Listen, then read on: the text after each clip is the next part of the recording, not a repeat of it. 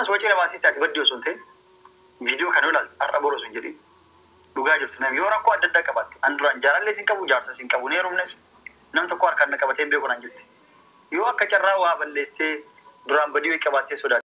Ani wani na sodaachise jechuudha gidduu kanatti osoo kun biraan jedhu osoo kun dhugaa mucaan kun gidduutti akka waan taane biyya keenya keessatti hin beektanii namni gabbahee galuun rakkisaa ta'ee jira dhugaa dubbachuudhaaf namni gabbahee galuun rakkisaa ta'ee jira. Ilmoo hiyyeessa meeqa qabdee duriyyeen jechuudha maallaqa gurguddaa gaafataa jirti jechuudha.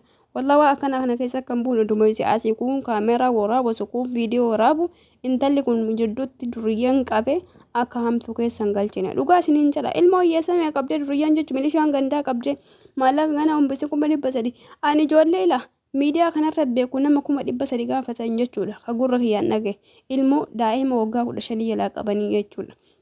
Kanaafi gidduutti odoo asii achi biffeedda osoo kun kaameeraa baadhatee viidiyoo waraabbachuudha walii gad deddeemtanii intalli kun akka hamaa biraa keessa hin buune jechuudha. Maaliidhaaf dhalli namaa kana ta'e namni dhala namaa kana ta'e namni rakkoo hin qabne hin jiru akkasuma diina hin qabne illee hin jiru jechuudha.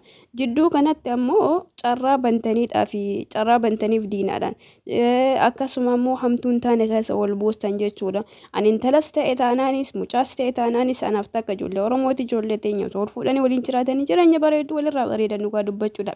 Garuu nu biraan kijaatuma eenna isaan dubbii isaanii ammoo olma siqaa deema guyyaarraa jechuudha. Maaliidhaaf miidiyaa kanarratti waan kamiin qabdee waan kamii akka amantee waan kamiidhaan dhugaaf soba isaa addaan baasuu rakkisee jira. Maaliidhaaf namoota miidiyaa kana rakkisaa ta'ee jira jechuudha. Namni osoo du'e namni ija gassi qabu dhabamee jira yeroo ammaatitti. Ayyuu ta'e taanaaniin akka amma Sa'idirraa dubbataa jirutti rakkina garagaraas ta'e uumaa rakkoon qabu walii furama kan jedhee dubbataa jirudha. Dhugaadha rakkinni hin furamne hin jiru namni walii galee taanaaniin biyyi maaliif jeeqamti? Namni waan waliin galleef waan ta'e waliin mariisifneef amma Oromiyaan maaliif yeroo baay'ee diine raasuudhaaf ta'a jechuudha. Wanna obboleeyya isaa walii galanii taa'anii waliin hin mari'anneef osoo waan tokko jimmaradhu tokko gobbaasee citii waa ala kennuudhaaf diine nu raasa jechuudha. Walii galtee amma manuma keessaa eegala. Walii galteeni manuma keessaa eegala dhugaa dubbachuudhaaf gaafa haadhaan manaadhaaf abbaan mana walii galanii ollaaf ollaa walii galanii biyyaaf biyyillee akkasuma walii galaa deema jechuudha. Ana waan biraatiin biti viidiyoo waraabbatanii hadhiisanii miti wanni na sodaachisu guddoon maalidha? Jidduu kanatti duriyyeen qabdee mucayyoo tana akka wayirra waa hin goone takka lammata ammoo isheen maanuu wabbaatee achi buuteen jaartii aji kamaal ta'uun tama ajaa'ibaati iyyuu dhuguma isheen maanuu tama ajaa'ibaati. Maaliidhaaf akkuma inni jedhu waan hin qabne sanillee yoo hin qabne ta'e jechuudha waan namni uummanni dhiiraa barbaadu. Waan uummanni dhiiraa hin qabne sanillee yoo hin qabne ta'e yaada wal amansiisu wal hubachiisuudha. Maaliidhaaf namni gaafa yaadaadhaan wal amansiise yaadaadhaan wal hubachiise wanni hubatamne wanni hin sorroofne hin jiru jechuudha.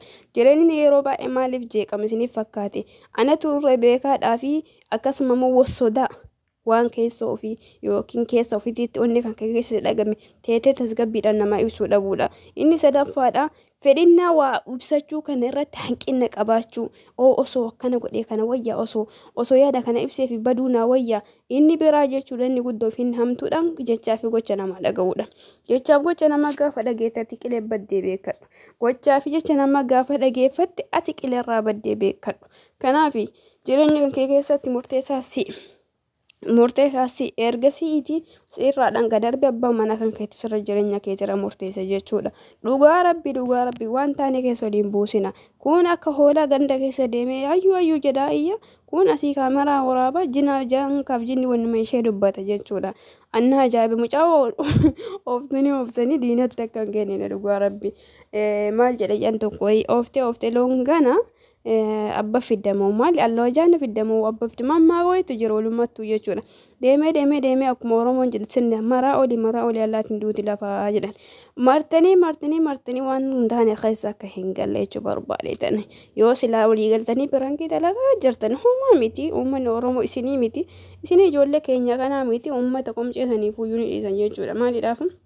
Uummanni kun uummata garaa laafu waan ta'eef uummata gara laaf waan ta'eef warra akkasi dhiigaa fi harma mulaa akkasitti uummata keenya haga ammaatti uummata keenya gorraa jira sana ofii dhiifama godhaadha uummanni keenya hammataadha doktor Gammachuun dhaqee dhagaa hammatu malee duubarra uummanni Oromoo dhugaa ayyaa hammataadha kanaaf uumma biraankilee dalagaa jiraatan rakkoon qabu biraankiin jedha rakkoon qabu garuu gidduu kana ammallee irra deebi'ee odeessa gidduu kanatti akka intalli kun waliin bu'uun akka intalli kun waan hin taane reessan galle miira hin taane reessan galle takka namni dhosee harka qabaanii kana jaabi Itoophiyaa keessatti jechuudha baay'ee rakkisaadha dalee sa'a uummanni gabbaanee ol deebinaa jedhee shagga keessattuu isin magaalaa jirtan tarii homaa quban qabdan ta'uu danda'a baadiyyaa keessa soo gadi buutanii jechuudha dhugaa rabbi waan qalbii nama raasu jechuudha ilmoo hiyyeessa gabbaatee ol deebuu dhabamtee jirti ilmoo hiyyeessa gabbaatee ol deebuu sodaattee jirti ijoollee waggaa 10 ijoollee waggaa 8 ijoollee waggaa 16 yaada haga waggaa 20 jiddu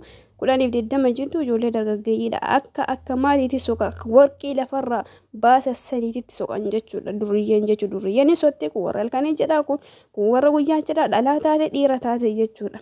Kanaaf isin baadiyyaa magaalaa jirtanii waan baadiyyaa keessa taa'aa jirtan quba qabuu dhabuu dandeettanii walumaa galattuuyyuu akka hin taane hin ta'inaatiin waan hin taane keessa kan galina booda rakkoodha durriin tokko soo intala tana qabee jechuudha mee bakkuma isin jirtu qabee mallaa gana gafidduu malee jaartii kan kennu hoo jedhe gaafa san viidiyoo kanarra dhiibbaa biraatti dhufa jechuudha viidiyoo hadha waraabamu kanarra nagaarra tasgabbiidhaan ta'anii waraaban kanarra waan biraattu miira biraatti dhufa jechuudha rabbi inshallah warra akkasiisin hin taasisin nama intalallee yeroo gabaabduu keessatti azzi rabba mana kiyya jettee haa dubbattu rabbi si haa dubbisiisu dhugaa rabbi maali afaan namaa kunillee gaarii miti kun ani ijoollee tokko na ajaa'iba ijoollee tokko wayita deemte anaayyuu abjuu argee ana akkas argee maali argee jaankaa argee habiibtitii waan biraatiif osoo hin taane namoo galgala waa'ee haasaa bulteef abjuudha argite malee sababa biraa hin qabu isin nama adda taatee miti isin maleeyikaadha miti kan abjuudha si dhuftuufi garuu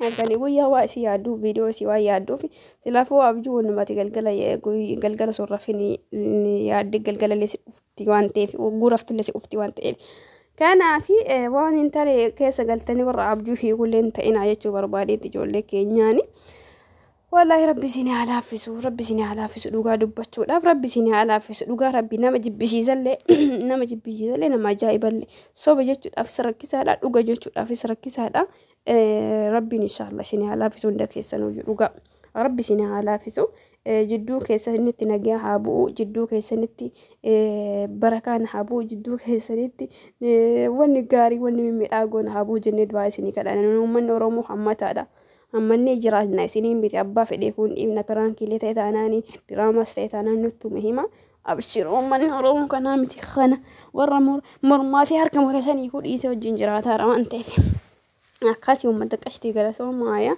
silaa nama arrabsitanii rabbii sinaa qajeelchu warra arrabaadha eengiyame rabbii raafmate silaa godhu warra nama arrabse qofa hunda gattaya